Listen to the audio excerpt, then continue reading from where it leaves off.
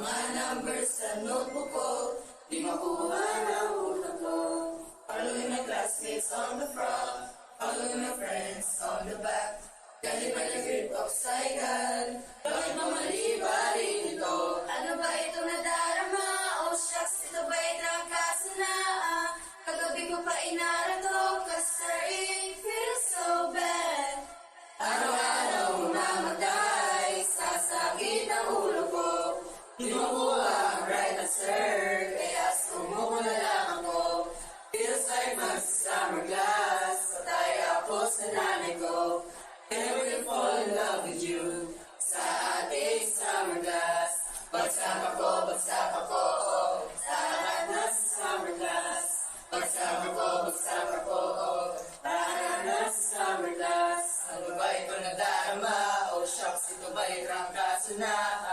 Kagabi ko pa rin narato, cause it feels so bad.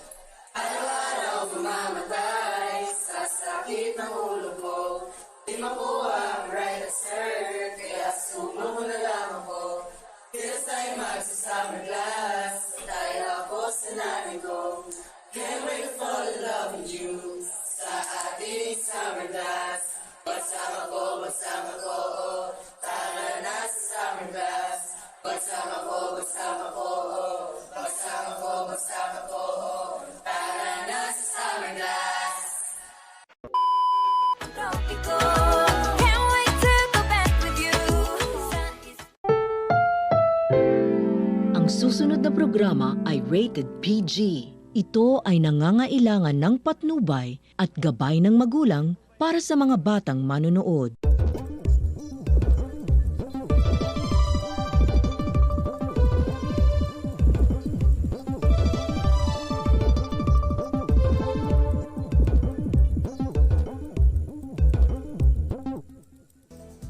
And now, let's talk and discuss about the Sloven's formula. Sloven's formula is named after the mathematician Leslie Kish, a statistical formula used in sampling theory to determine the sample size needed for a study. So, the formula of Sloven's is used to estimate a representative sample size from a larger population, ensuring that the sample size is large enough to be statistically significant. So, we're done in explaining the background of Sloven's formula, and now let's listen to Ms. Vian's explanation for us to have a better understanding about Sloven's formula and how to compute it. Thank you for that wonderful explanation, Ms. Ablay. Now let's see how Sloven's formula. You know that I love you, Sam Angela, when natin pinapakinggan si Fetty. Kailan tayo ulit magkikita, baby? Help us determine the right sample size for our survey. For the formula, we'll be using N, which is the population size, and E, which is the margin of error. For this formula, for example, we'll be using 10,000 for the population size. Now we have let's say, 6% or 0.6 margin of error. How we can calculate this is by using this formula. Now, 10,000 over 1 plus 10,000 times 0.6 raised to 2 is equals to 270.27. 10,000 is the population size and 0.6 is the margin of error. For this particular survey, we need a sample size of 270 people. By using Sloven's formula, researchers can calculate the appropriate sample size required for their study based on the population size and the desired margin of error, helping us to ensure the reliability and validity of the research results. Now, for the latest entertainment news, here's Eliana with Chika Minute.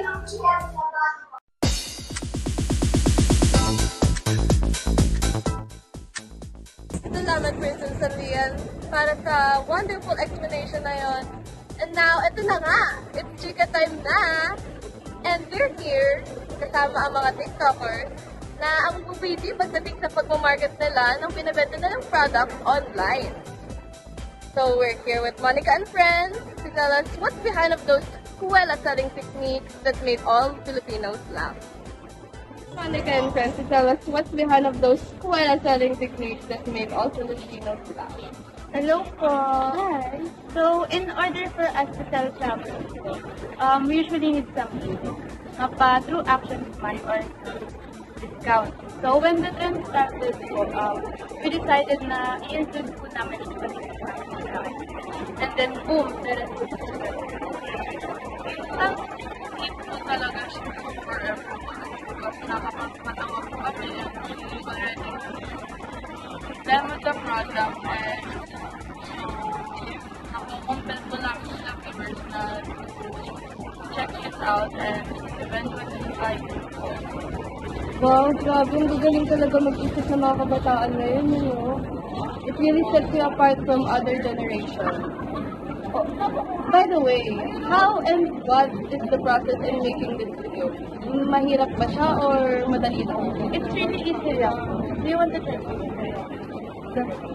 Papasabak ata ako nito ha, pero yes, I'm really excited. Ganito po siya, Miss Ariana. Siyempre, una, kailangan po natin ng videographer. So, hindi po kasi object para sa VFX. And then, siyempre, kailangan din po natin ng actor. So, andito po si VFX para po kami bukagad sa video. So, ang una pong gagawin is, sasabuyan po siya ng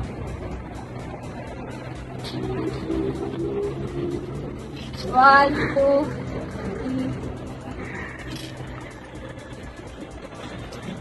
With the height of summer, with this piso for only 20 pesos. Check out now. grabe! Hi and welcome dito kung paano kaya natin malalaman kung ilan bumibili sa Castile Products. Ngayon, nakikita mo is tissue. Ito 330. At may 93 sa dulo. Ano kaya? What? So, tinatanong mo sa sarili mo kung ano kaya itong mga random ng numbers na to. Ngayon, dito natin malalaman kung ano kaya yung mga ito. Before we start, let us look at the formula first, which is the respondent population size, the total number of population size, and the total number of sample size. The sample size is the problem we solved earlier beforehand.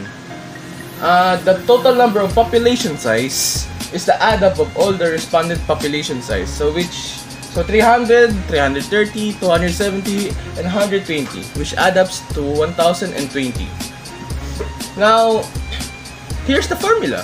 Respondent size over the n times 287. Now, let's go to the first example, which is the payo.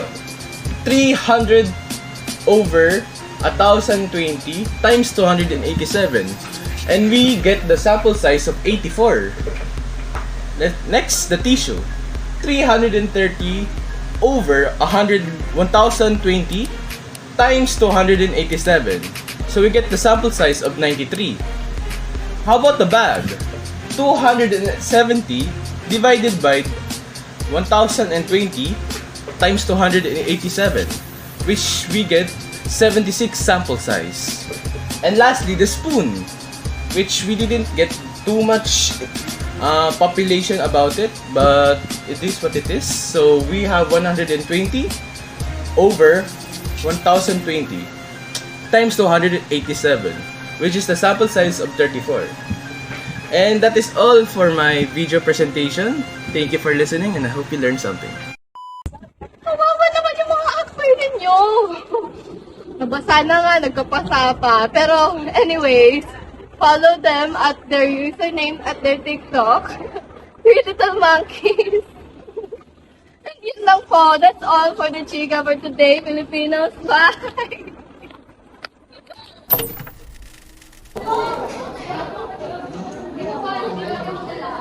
Ganun lang pala kadali yung Sloven's formula, no? Pero wait lang, gagi. I forgot something. Yung sa formula ng Slovene. Ano ba ulit yun? Di ba may nanote ka dyan? Hindi talaga nakikinig nakita na kanina sa video. Sorry? Bale, ganito yan. Undistracting kasi nung gwapo dun sa Ang video. given daw kanina ay N. Ano ang N? Ayun ang Ano ba yun? population size. Tapos yung E, margin of error. Ngayon, ang formula na gagamitin daw is N equals to N over 1 plus NE squared. Di ba yung error margin, meron yung binibigay dapat na percentage? Paano naman kung walang binigay na percentage? Pag walang binigyan ng percentage, di kakalabasan yun ay 0.05 agad. Ganun lang pala kadali Ganun lang kadali yun. So para na talaga, malak na talaga yung sa utak ko. Pwede mo ba ako bigyan ng example? For example, yung kanina. Sige. Uulitin ko sa'yo ha. 10,000 ang ating population size. Ngayon, gagamitin natin yan. Palagyan na natin meron tayong 6% na margin of error. Which is 0.06. Pwede na natin itong i-calculate. 10,000 over 1 plus 10,000 times 0.06 squared. Ngayon, ang lalabas doon ay 270 ata? Ganun lang pala kadali yun. Hindi na tayo mahirapan sa periodical niyan. Hindi tulad ng dalawang yun, puro kalokohan lang ang pinag-uusapan. Talaga na nga, uwi na tayo. Bible study. Nahandang yan. Can't wait to go back with you. Hello mga ka-mother! We are Group 2 and we are presented to do the presentation of Person On!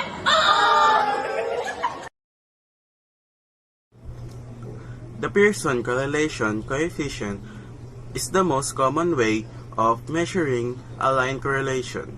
It is a number between -1 and 1. The measures of the strength and direction of the relationship between two variables. Did you know? The Pearson correlation coefficient is an inferential and descriptive statistic. It describes the strength and direction of the linear relationship between two variables. Now, you might be wondering, how do we determine how strong the correlation is? In this case, let's jump right into the strength of the correlation. If R is between 0 and 0.1, then we speak of no correlation in terms of its strength. While kung ang R ay between 0.1 and 0.3, it is a low correlation. Ang R between 0.3 and 0.5 naman ay identified as medium correlation. The R between 0.5 and 0.7 is considered a high correlation. Last but not the least, if R is between 0.7 and 1, it has a very high correlation. We now know how to determine the strength of the correlation. How about the direction of the correlation? Without further ado, let's head into it. As for the direction of the correlation, there are three possible results of them. For positive correlation, in simple words, they have a direct relationship with each other. Kumbaga, they follow each other's routines. For negative correlation, this one has an inverse relationship between the two variables, because when one variable increases, the other will decrease. For no correlation, ito naman ay kapag ang isang variable ay walang kinalaman sa other variable. Halimbawa ay ang tubig at katalinuhan. You don't get smart because of drinking water. Walang kinalaman ang two variables sa isa't isa. Now that you have grasped the concept of Pearson R, let's head back to your wonder. How is age related to income? To further expand your knowledge about this topic, sit back and enjoy watching our example video in real life that will answer your questions about how age and income are related to each other.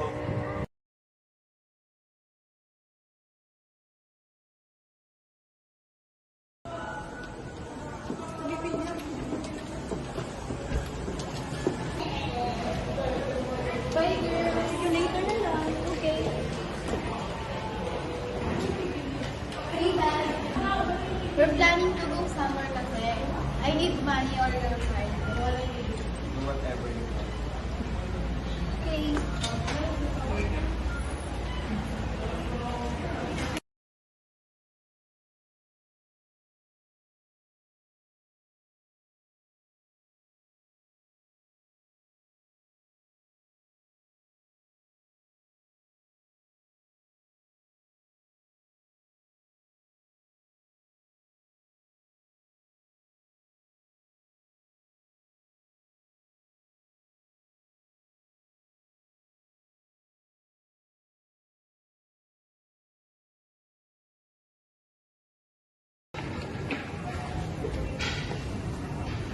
Dito naman ang kotse ng amo ko. Hindi naman din sila sa amo ko. Oo, kailangan natin mag-ano. Taka naman ng amo ko. Ang tagal ng amo ko. Boss, okay na yan. Kanina ko pala nililinisan yun. Ito pala yung bayan. Thank you, pare. Susunod na pare sa ulitin. Salamat.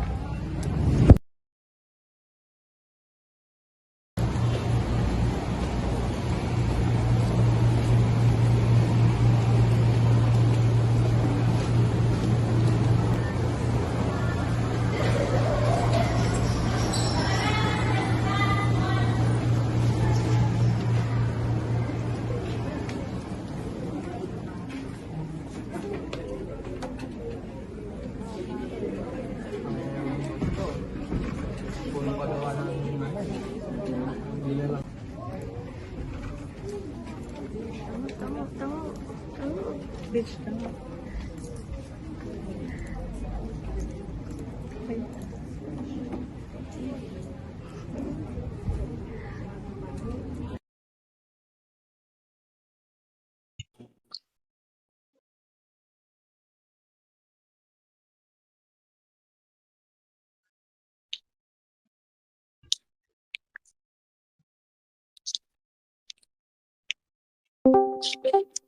Uy, pre! Kamusta, pre? Okay lang. Ito, medyo Pare, Hey, pre! gusto ka naman dyan sa Pinas? okay lang. okay lang daw siya. Medyo Bali- mainit. Balita namin, CEO ko na. Shit. Uy, hindi Sino? Saks lang. Sample. Sample lang. Pasample nga ng utang. Oh. Wait lang. Ngayon ka Ano ba? masayaw. Magkakaroon ba talaga tayo ng ng reunion sa December? Tuloy ba yun? Oo yata, Oo, ikaw na lang oo. hinihintay namin eh. Sim. Oo Okay. nga eh. Okay. Sige, sige. Kailan ba flight mo? Ano na lang? Oo, pare. This December lang din. Yun, nice. Yun. Sakto. Na, Wow, galing, Ah, galing. Galing, galing. Galing. balitaan ko na lang kayo kung kailan. Yagra. Lumalas ko. Yun. Wow. Grabe. Nice. Sige, sige. In order to get our Pearson correlation coefficient R, first we need to know the formula, which is this.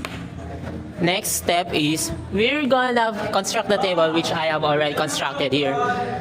First, we need to construct the 5-column table x, y squared, and xy. X is our age and Y is our income. And then next, we have the data set of the ages 10, 15, 22, 27, and 35. And our income is 0, 100, 350, 10,000, and 200,000. And next step here, we're gonna square our age. Next, we're gonna square our income. And lastly, we're gonna multiply the age and income in here. And this is our table for the rest.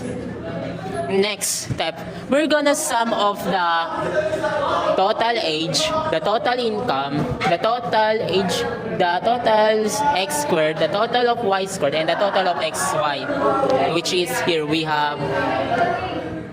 And last, and our n here is 5. Why? Because our sample here is only 5 individuals, which is 10, 15, 22, 27, and 35 years old. Lastly, we're gonna plug our given values into our formula, which is this. And if we plug this into the calculator, we're gonna have 0.774-215-6719, or in short, we have a coefficient correlation 0.7. It means that our correlation of age and income is a strong positive correlation. It means that as the age increase, the income will also increase, but not always.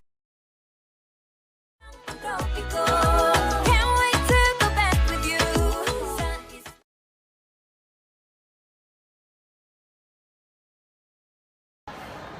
Welcome back to our new episode of Matali.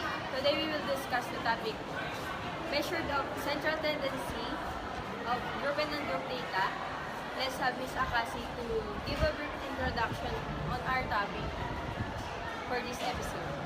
Ms. Ganay.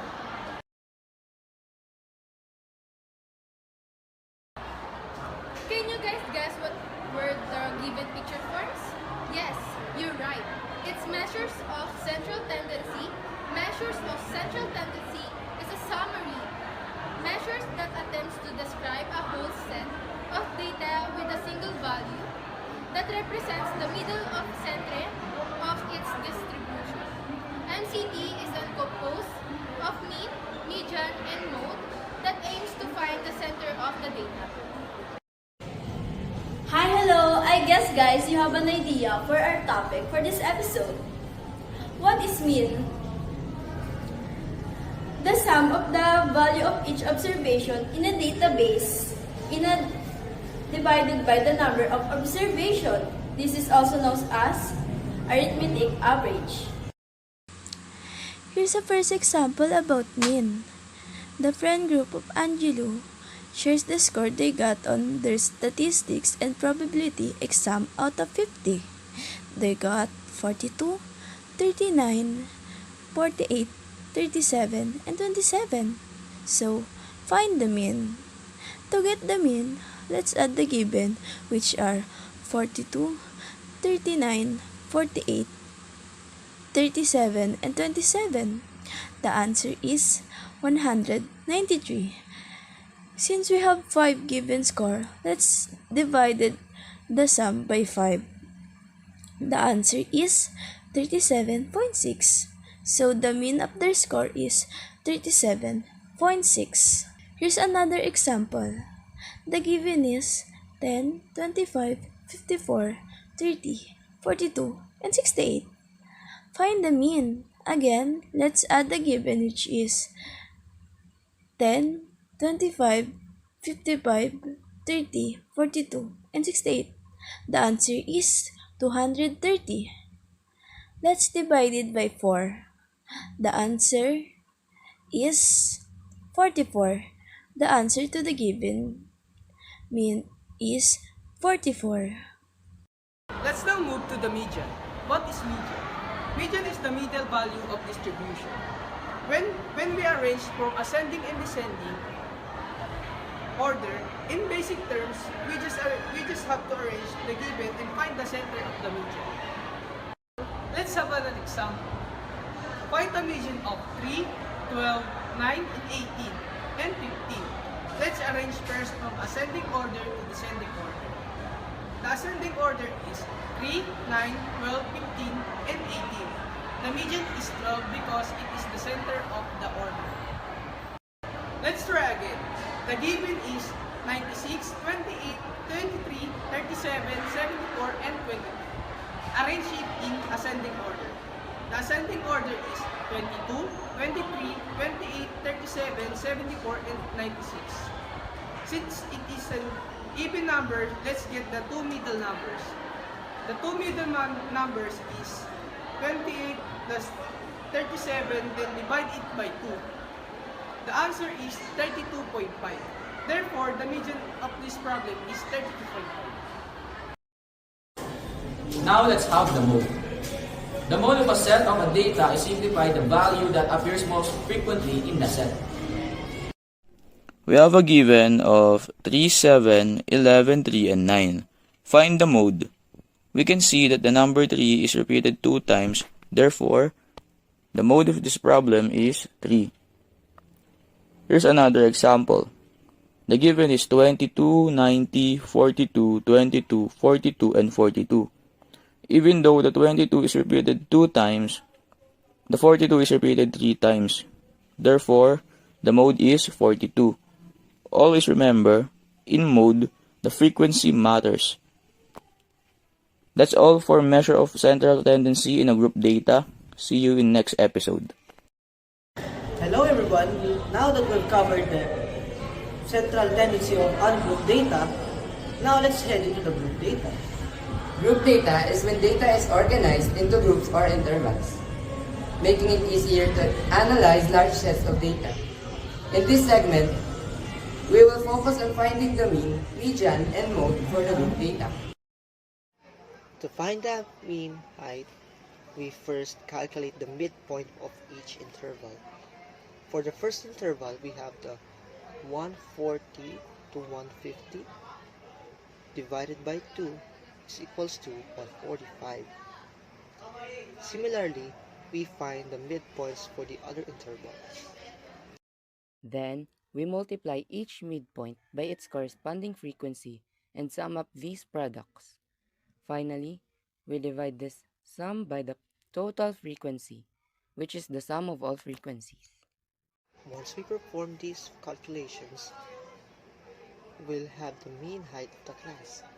Now let's move on to finding the median for group data. The median for group data is middle value or class where half the data lies below and half lies above. To find the median, we can use the cumulative frequency method or the interpolation method depending on the given data. If we use the cumulative frequency method, we find the class where the cumulative frequency crosses the midpoint of the total frequency.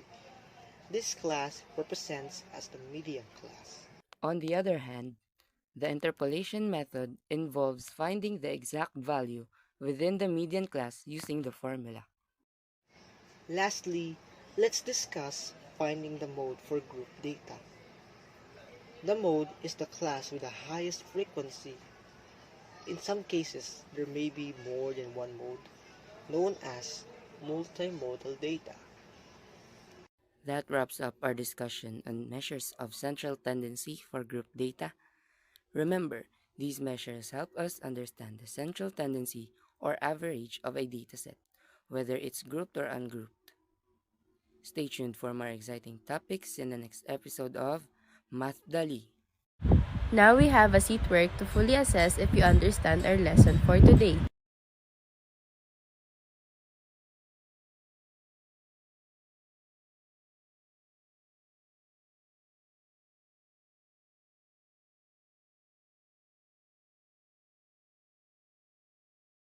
I hope you guys understand our lesson for today and stay tuned for our video lesson next week. Bye-bye! Can't wait to go back with you.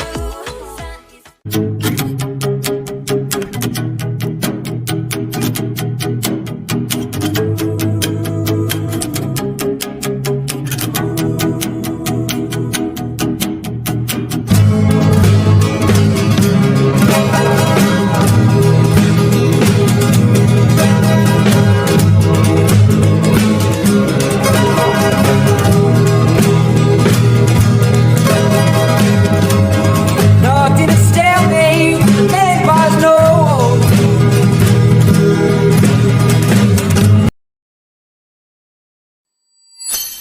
Guys, naalala niyo ba yung naglaro tayo ng Russian roulette?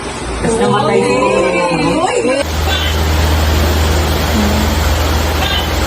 Wala. Ano? Sinarado akong patay na ito.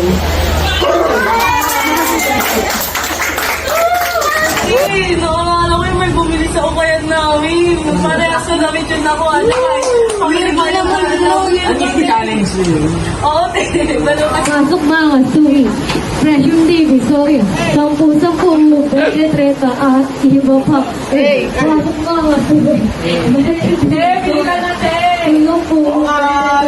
Ang gumay mo kayan dito. Tuti! Dito Ay, okay po kayo? Opo, pero wait lang muna, bago ka pumili, hindi ka po pipili talaga. Ang panglimang mo makuha talaga dito is yung bibilin mo. Go!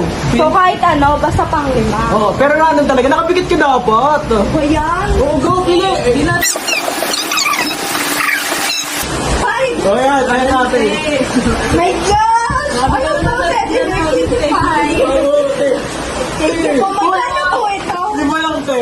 5 lang? Mahal naman. Mura-mura ako, yun eh. Ano ba yun, te? Nakasin na nga eh, kaya ano to eh. Sampo dapat yan, te. Thank you. Kaya yung umayan na yun, naririnig ko na. Malapit mo ako. Ay! Kayo na naman! Ikaw na naman! Eh, 5 piso lang naman. May 10 na sa'yo. 10 yan, te. Ano ba? Ano ba yan, te ba? magtataas, eh dapat na mas mababa nga yung suki ako. Tama. Isang beses ka lang bumili, bes, okay ka na? Dalawang beses na to kayo. Pumuli mo pa lang. Balik ka lang ulit. Ayoko, isa na. Ayun na ano naman? Bakit ganito naman? Kaya kasi meron din. Ayan? Ka na, pasado ka na. Ay, mahal na nga, tapos parehas. Ay, naalala nyo ba yung naglaban-laban yung mga estrang sa quiz bee? I'm Kumeso, representative of ICT! I'm Kamunan! Representative of Yung. Aaron, the representative of ABM. I'm Sophia, the representative of STEM.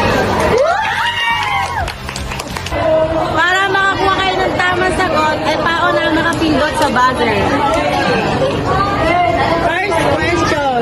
What is Sir Kevin's surname? Abunan. Zermela. Correct!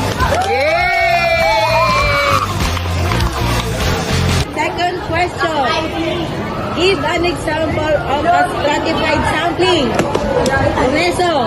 Example, itong larong to, as I represent a group, which is ICT. Correct! Okay guys, for the tiebreaker question, what is the powerhouse of the cell? Nucleus! Buzzer! Chancesin!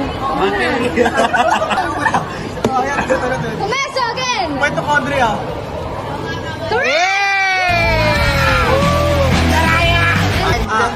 Congrats sa ICT. Pagka-cancer ka sa taong to. Hindi! Nandaya yan! 47! Okay, cut! Naalala niyo yung nag-entrance exam ako sa UP? Sobrang hirap. During an entrance exam, every room has its exam takers. And in every room, the only one who passed the exam are admitted by the school. Este, naalala niyo ba na nagsi-street prank si Sophia? Okay guys, ayun na. Maghahanap tayo ng someone na available na pwede natin kausapin for this street pranks. And ang mga question natin today is, tumae ka na ba ngayon? Anong kulay ng tae mo? At gaano kahirap i-ire ang tae mo? So guys, let's go.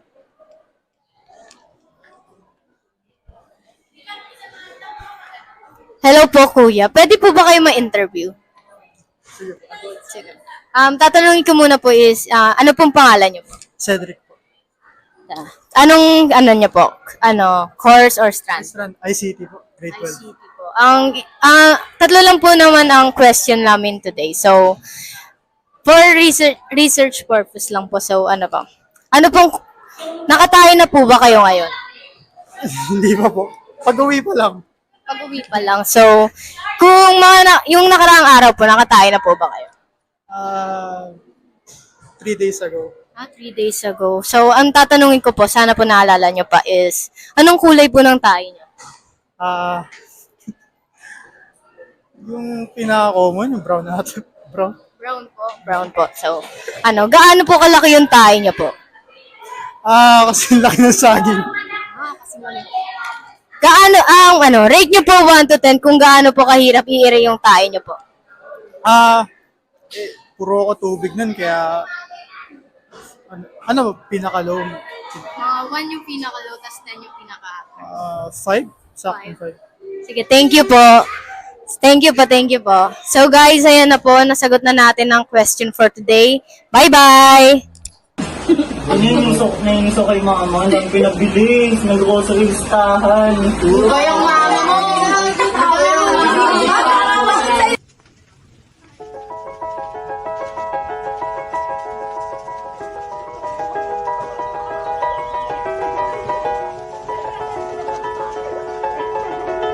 Ikaw yung di ba, napapanik akong PC, tapos kulang na ako ng isang photocard sa set ko. Tapos nabili ko dun sa tindahan ni Aling Tia,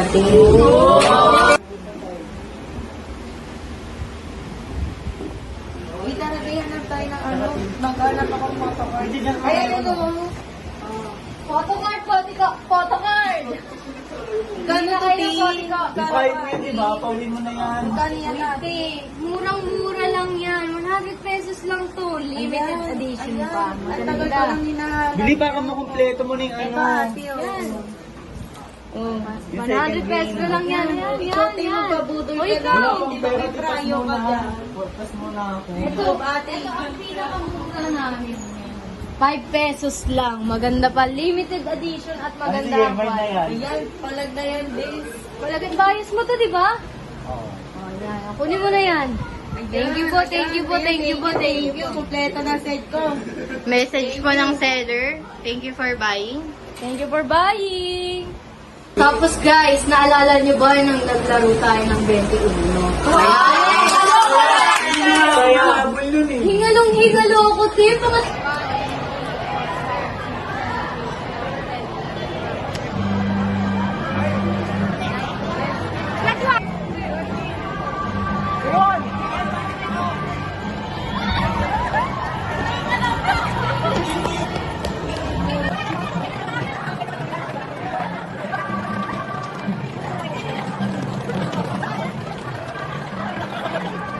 Pero wait lang guys, hindi nyo ba napapansin? Parang yung mga nangyayari sa atin ngayon, parang nanireaction na ni Sir. Sir Kevin ba yan? Yun, diba? Oo, Natin ulit natin. Parang simple random something siya. Oo. Systematic talaga na systematic. Yung parang sa quiz bee, di ba? Parang stratified yun, di ba? Sa exam ko, parang cluster. Yung sa amin, convenience yun. Sa release namin, pagawa na siya. Kasi yung tama mo. Kasi sa akin, yung PC, parang proposing, di ba? Tapos yung 21, parang snowball sampling yun.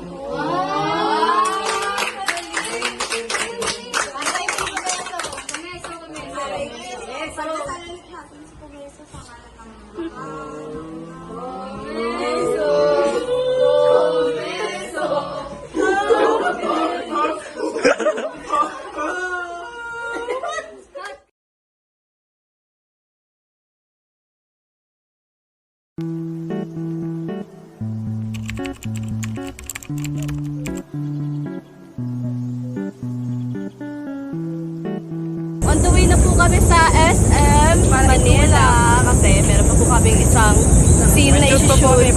Scene ni Vince. Ano bang scene yun, te? Tutulak. Hindi lang ang zero po.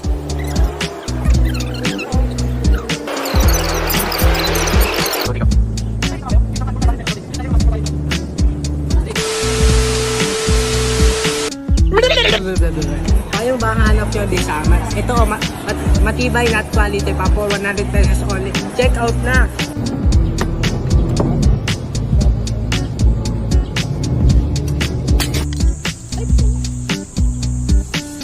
With the height of summer, with this teso, for only 20 pesos, check out na.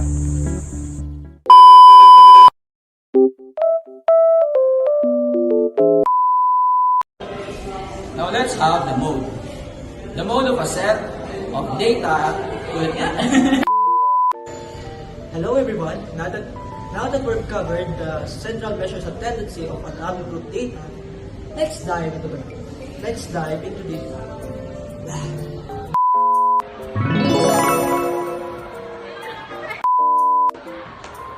Can you guys guess what were the given picture scores? Yes, you're right. It's measure of central tendency. Measure of this.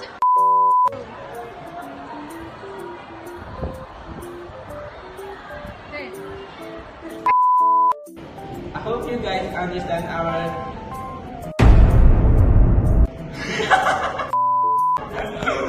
Ano? Understood. Ulit. Hindi naman tayo go na. Go na. Ano? I hope. I hope you guys understand our... Let's have an example.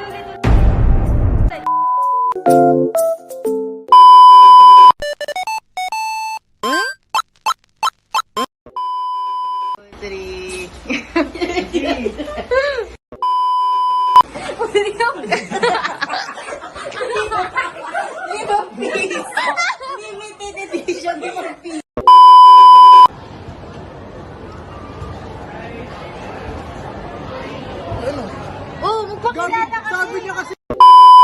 Go. Hoy, ano yun? Ano yung gagawin? Gano'n.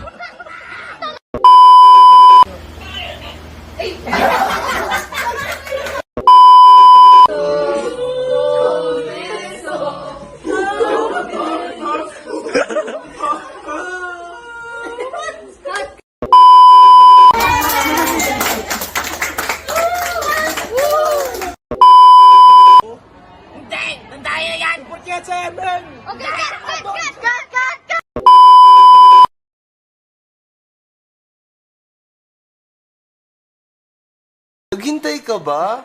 Wala na! It's a prank! Charan!